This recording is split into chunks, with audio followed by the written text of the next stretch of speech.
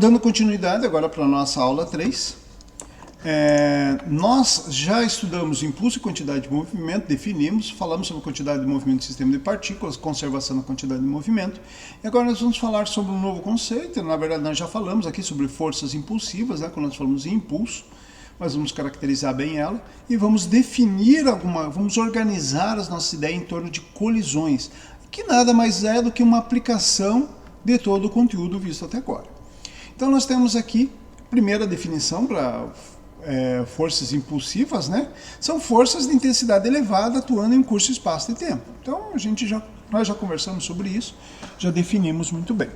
E nós também já conversamos sobre umas situações parecidas como essa, né? Onde eu tenho a conservação da quantidade de movimento, né? Eu tenho aqui uma colisão de dois blocos, um bloco com 3 kg, outro bloco com 1 kg, inicialmente de 3 kg está com 8 metros por segundo, uma velocidade de 8 metros por segundo, e o de 1 kg está com uma velocidade de 4 metros por segundo. Depois da colisão, o que acontece? Eu tenho que manter conservada a quantidade de movimento inicial igual à quantidade de movimento depois da colisão. Então nós temos aqui um sistema em que acontece um choque, uma colisão entre esses dois blocos. Se eu fizer a conta da quantidade de movimento antes, a quantidade de movimento depois, o que eu vou chegar à conclusão? Que antes e depois tem o mesmo valor. Ah, professor, isso é interessante? Muito interessante. O que nós vamos fazer a partir de agora é tentar organizar as ideias em torno desse conhecimento que nós já obtivemos para definir ou para caracterizar diferentes tipos de colisão que podem acontecer. Vamos lá. Então, quando nós falamos em colisão, eu tenho duas formas de classificar a colisão. A primeira forma de classificar é em relação a como acontece, em quantas dimensões acontece. O que significa isso? É o tipo de colisão, se ela é frontal ou oblíqua. Quando ela é frontal, nós chamamos de unidimensional. Ó. Esse é um exemplo de unidimensional. Eu tenho as duas esferas colidindo frontalmente uma com a outra e todo o movimento acontece em uma linha reta, em uma dimensão. Correto? Essa é uma colisão frontal ou unidimensional. Aqui já eu tenho uma colisão mais comum, que é uma colisão oblíqua ou bidimensional. O que significa isso?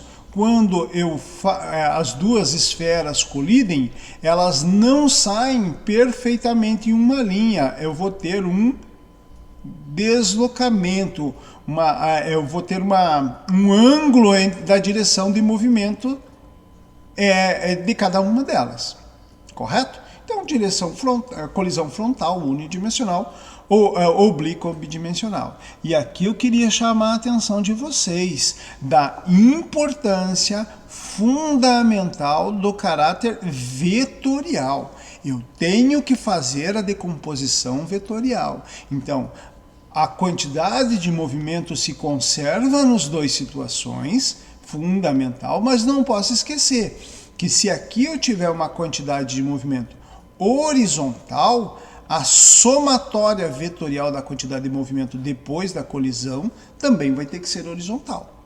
Ok? Bem importante isso.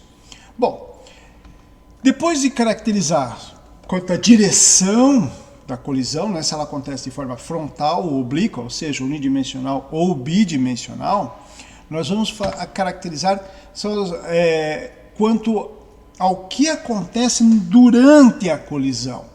Nós temos dois tipos de colisão aqui. Um é a colisão elástica e o outro que nós chamamos de colisão inelástica. O que eu observo nesse tipo de colisão elástica?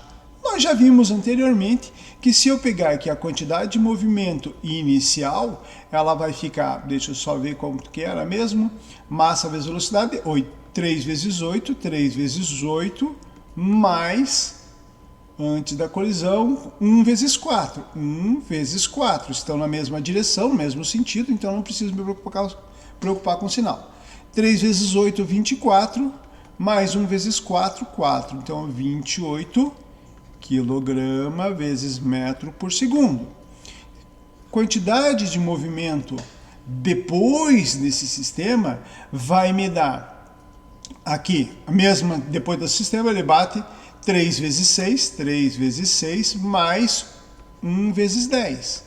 Mesma direção, mesmo sentido, não preciso me preocupar com o sinal.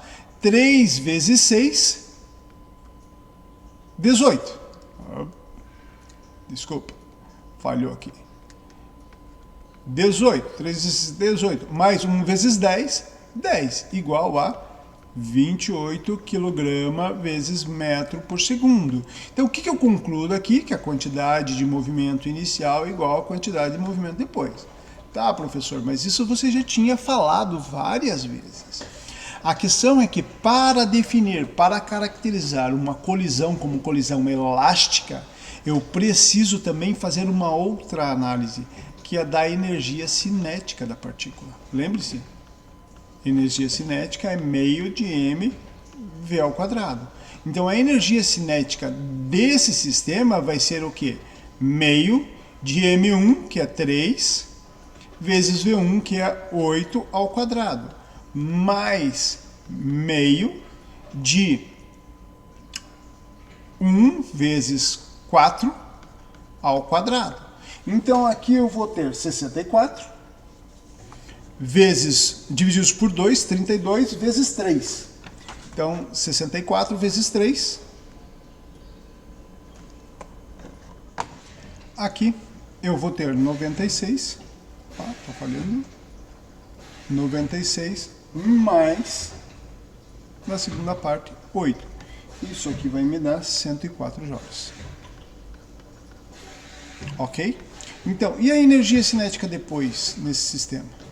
A energia cinética depois desse sistema vai ser meio, a massa é a mesma, 3. Qual que é a velocidade? 6 ao quadrado mais meio, a massa é a mesma, vezes qual é a velocidade dele? 10 ao quadrado. E isso tudo, fazendo essa soma, eu vou ter 54 mais 50. Isso vai me dar 104 joules.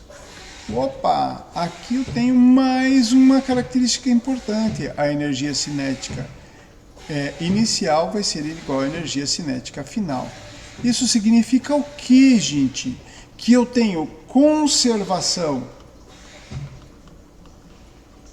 da quantidade de movimento e da energia cinética quando eu tenho o que a gente chama de colisão elástica. Então, característica para uma colisão elástica é conservação da quantidade de movimento, o momento linear, conservação da energia cinética. E aí eu vou analisar com vocês o que significa isso. Se há conservação da energia cinética, significa que não houve transformação de energia nesse sistema. Não havendo transformação, significa que não houve perda de energia, não vai haver ganho de energia, né? Mas não vai haver perda de energia nem por deformação, nem por ruído, nem por calor. Numa colisão elástica perfeita, não ocorre nenhuma dessas situações. Aqui eu tenho um exemplo um pêndulo de Newton, né? Vocês podem inclusive pegar aqui essa referência, o pêndulo de Newton, onde eu tenho uma sequência de esferas que colidem entre si e eu mantenho o meu sistema oscilando, onde a energia cinética da primeira esfera aqui é transferida totalmente até a última. Chegando na última, ela volta e transfere até a primeira. Não apenas a energia cinética, mas também a quantidade de movimento. Ela é transferida de uma para outra.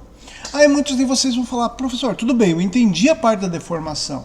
Eu estou num jogo de sinuca, eu estou vendo lá, não há deformação das esferas.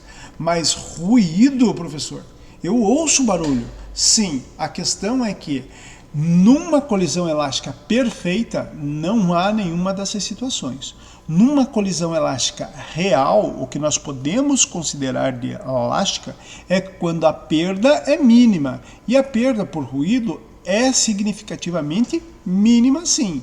E outra situação que acontece, nós não conseguimos observar ali, também é a transferência de energia cinética, perde um pouquinho como calor. ok? Mas localmente vai ocorrer uma mudança na temperatura nas esferas. Só que nós não conseguimos observar porque é mínima. Então, quando essas três situações são pequenas, são mínimas, nós podemos considerar no sistema real como uma colisão elástica. Ah, então significa que se não é colisão elástica, qual que é o outro nome que nós vamos ver daqui a pouco? Já podemos deduzir que há perda de energia por deformação, ruído e calor.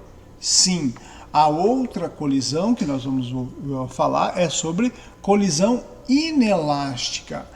A colisão inelástica dessa situação aqui nos mostra que a quantidade de movimento inicial do meu sistema, vocês podem calcular, vai ser massa vezes velocidade, dos dois, né, somatória da massa vezes velocidade, vai dar aqui 40 kg vezes metro por segundo. A quantidade de movimento final aqui desse cara, como que eu vou calcular? Não esqueça, depois que ele chega, eu posso até somar a quantidade de movimento de um mais a quantidade de movimento de outro, mas como eles têm a mesma velocidade, aqui eu coloquei uma correção, tá? Tinha um erro nessa simulação, coloquei uma correção para a velocidade que ele deve estar. Então, os dois blocos saem com a mesma velocidade de 5, linha de 5,72 metros por segundo. E está aproximado isso. Como está aproximado, isso aqui vai dar aproximadamente 40,04, que vai me dar lá os 40 kg metros por segundo. Tá? Então, com isso eu concluo que essa colisão aqui em que eles saem junto, a quantidade de movimento inicial é igual à quantidade de movimento final. A conservação da quantidade de movimento. No entanto, se eu for avaliar, se eu for calcular a energia cinética do bloco 1 mais a energia cinética do bloco 2, eu vou chegar à conclusão que o sistema antes dessa colisão tem 128 joules. Já a energia cinética depois dessa colisão, mesma coisa, calcula do jeito que foi feito antes, vai chegar em 114,5 joules. Há uma variação da energia cinética. A variação da energia cinética é diferente de zero. Ou seja, não há conservação da energia cinética. Então ficou claro aqui, né? Numa colisão elástica, há conservação de quantidade de movimento e energia cinética. Na colisão inelástica, só há conservação da quantidade de movimento. Ok? Bom, e o que caracteriza, então, já vimos fisicamente o que caracteriza, mas como que eu reconheço uma colisão inelástica olhando para ela? Uma colisão inelástica ocorre quando há perda de energia por deformação. A típica que nós vamos encontrar é deformação. Obviamente, se o ruído for muito elevado, se houver uma troca de calor, aí, uma geração de calor muito grande, vai ser uma colisão inelástica. Mas, por deformação, é muito característico. Então, eu tenho aqui, né, uma colisão de carro. Né? O carro se deforma inteiro. Então, nessa deformação, significa que aqui eu tenho uma colisão inelástica. Não há conservação da energia cinética. Uma outra característica também é esse tipo de sistema que nós vimos anteriormente aqui. Foi aqui? Não, foi na aula passada. Que nós vimos na aula passada, em que tinha lá uma mesa, tinha uma prancha sobre a mesa e ele lançava um bloco na mesa, lembram disso? Então, nesse sistema, o bloco e a prancha saem juntos com uma velocidade v. Quando isso acontece, se antes da colisão eles têm, depois da colisão eles saem juntos, ou antes da colisão eles estão juntos, significa que eu posso tratar isso como uma colisão inelástica. Como é esse exemplo aqui, né? Eu tenho aqui antes duas bolas de massinha de 10 e 15 gramas. Uma bola está parada aqui, a segunda está parada, velocidade igual a zero, e a primeira está com velocidade de 5 metros por segundo. Elas colidem e depois elas saem juntas. Elas saem grudadas. Eu quero saber qual que é a velocidade que sai esse conjunto. Bom, se elas saem juntas, significa que eu tenho uma colisão inelástica. Numa colisão inelástica, eu não vou ter conservação da energia cinética. Já vamos comprovar isso aqui. mas eu tenho conservação na quantidade de movimento. Colocando aqui, ó, quantidade de movimento 1 mais quantidade de movimento 2 antes, faço a soma, chego a 5 vezes 10 na menos 2 kg/metro por segundo. Agora, depois, quantidade de movimento depois vai ser o quê? A massa do conjunto vezes a velocidade, porque os dois estão juntos aqui e a velocidade é a mesma. Isolando a velocidade, eu sei que isso aqui se conserva, esse aqui é o mesmo valor que eu tirei daqui, então isolando essa velocidade eu chego a 2 metros por segundo, sei a velocidade do conjunto. Substituindo isso aqui para calcular a energia cinética antes e depois, a energia cinética antes 12,5 vezes 10 na menos 2 joule, depois 5 vezes 10 na menos 2 joule. Então, de novo, eu concluo que não há conservação da energia cinética, ok? Então, só lembrando, colisão elástica, a conservação da quantidade de movimento da energia cinética, não a perda de energia por deformação, ruído, calor. Na inelástica, já a conservação da quantidade de movimento, mas não há da energia cinética. E há a perda por deformação, por energia, por calor, enfim. E aqui eu só vou comentar com vocês rapidamente, exemplo 1 e exemplo 2 do livro de vocês, onde fala lá, uma mesa de sinuca, a bola branca de massa M igual a de massa M movendo-se com essa velocidade V aqui, ó. Atinge a bola amarela, na verdade estou com uma azul e uma vermelha aqui, né? Também de massa M que se encontrava em repouso. Supondo que o choque seja central, frontal, a mesma coisa, ou seja, uma colisão unidimensional e elástico, determina as velocidades das duas bolas após a colisão. Bom, aqui eu já sei que é uma colisão elástica, eu representei aqui, né, embaixo para vocês. E o que eu tenho para saber aqui? Que a quantidade de movimento, eu vou usar duas leis de conservação no meu sistema. Quantidade de movimento inicial tem que ser igual à quantidade de movimento final. A energia cinética inicial tem que ser igual à energia cinética final.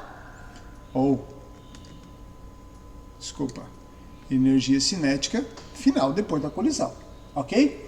Bom, jogando nesse sistema, eu sei que inicialmente a quantidade de movimento é dada só pela quantidade de movimento da bola branca, correto? Depois eu tenho a quantidade de movimento da bola branca mais a quantidade de movimento da bola amarela. É isso que eu tenho. Por quê? Porque a velocidade da bola branca, da bola amarela é zero. Substituindo aqui m vezes v, m vezes v e m vezes v, e lembrando que a velocidade da bola branca é 2 metros por segundo antes da colisão, eu vou ter que a velocidade da bola amarela depois da colisão mais a velocidade da bola branca depois da colisão vai ser igual a 2, que é esse v aqui da bola branca antes da colisão. Usando essa minha outra equação, substituindo, lembrando que a energia cinética da bola amarela antes da colisão é zero, portanto eu só vou ter energia cinética da bola branca antes e depois eu vou ter energia cinética da bola branca depois mais a energia cinética da bola amarela depois. Substituindo tudo aqui, eu chego à equação que V da bola branca, linha, que é a velocidade depois, ao quadrado, mais a velocidade da bola amarela, linha ao quadrado, é igual a 4. Bom, no sisteminha, duas equações, duas incógnitas. As minhas incógnitas são VA e VB. Posso isolar aqui, substituir lá, enfim, vocês podem resolver da forma que vocês quiserem. O que nós vamos concluir aqui, gente? Que depois da colisão, VA' vai ter 2 metros por segundo e VB' igual a 0. O que significa isso, gente? Significa o que nós estamos vendo aqui nessa simulação. A bola azul e a bola branca, por elas terem a mesma massa, a bola vermelha, né, desculpa, ela bate na vermelha e ela transfere toda a sua energia, toda a sua quantidade de movimento para a bola vermelha. No caso aqui, ela transfere toda a sua energia, toda a sua quantidade de movimento para a bola amarela. Ok? Bom, nós observamos algo similar aqui no pêndulo de Newton, né? Então essa primeira esfera, todas elas têm mais ou menos a mesma massa, não é perfeitamente, mas mais ou menos a mesma massa. Essa esfera transfere toda a sua energia e sua quantidade de movimento para essa, que transfere para essa, e assim por diante, e volta transferindo também. Ok? Então nós observamos bem claramente aqui essa característica. E se elas não tiverem massas iguais, o que vocês acham que acontece? Se a azul tiver uma massa maior do que a vermelha, o que vai acontecer? A azul, após a colisão, vai colidir e vai perder quantidade de movimento, vai perder velocidade e vai continuar em movimento, só que com uma velocidade menor. E a vermelha vai ganhar velocidade e vai passar na frente. Se a azul tiver uma massa menor, o que deve acontecer? Ela vai colidir e ela vai voltar, ok? Tem exercício lá para vocês mostrarem isso. Bom, o exemplo 2 eu só vou comentar, não vou resolver, eu vou deixar esse aqui para vocês, porque esse aqui é fundamental para que vocês olhem com cuidado e observem a característica vetorial desse sistema. Aqui ele fala que uma esfera em repouso seja fragmentada em 3 pedaços em virtude de uma explosão. Imagine que eu tenho aqui uma bomba, né, uma granada, e essa granada explode em 3 pedaços. Então eu vou ter um pedaço vindo horizontalmente para a minha direita, um pedaço subindo verticalmente e um pedaço descendo aqui na diagonal para a minha esquerda, tá? Para baixo, diagonal esquerda. O que deve acontecer aqui no meu sistema? Sempre quantidade de movimento inicial igual a quantidade de movimento final, depois dessa explosão. Aí eu quero saber de vocês, isso aqui é uma colisão elástica ou uma colisão inelástica? Eu posso usar a conservação de energia cinética antes igual a energia cinética depois? Bom, lembra que eu falei lá para vocês, se o sistema permanecesse junto depois da colisão, era uma colisão inelástica. A mesma coisa aqui, se o sistema está junto antes da colisão, a velocidade é a mesma, é uma colisão inelástica, então não há conservação da energia cinética. Então eu vou analisar só a conservação da quantidade de movimento. E não esquecendo que a quantidade de movimento é uma análise vetorial. O que significa isso? Que eu vou ter que definir, eu vou ter que calcular a quantidade de movimento dessa partícula 1, quantidade de movimento dessa partícula 2, e aqui eu vou ter a resultante delas, a somatória vetorial dessas duas. Essa aqui é a Q1, 2. Lembra que nós fizemos lá um exercício para 3 partículas também, né? 3 esferas lá em movimento. Aqui é Q1, 2. E o que eu vou ter aqui para que esse meu sistema se mantenha? Observando a quantidade de movimento inicial, como uma granada, a esfera está parada, essa quantidade de movimento é 0. Para que seja 0 essa quantidade de movimento, porque a velocidade dele é 0, para que seja 0, eu vou ter que a quantidade de movimento 3 vai ter que ser igual à quantidade de movimento 1, 2. Somatória. Vetorialmente. Igual, na verdade, ao negativo, né? A menos, uma menos a outra. Os módulos são iguais, ok? Bom, então aqui vocês conseguem resolver isso e vão pegar nos exercícios de vocês. Daí, na continuidade, eu vou publicar para vocês um videozinho sobre a descoberta do nêutron. Até a próxima.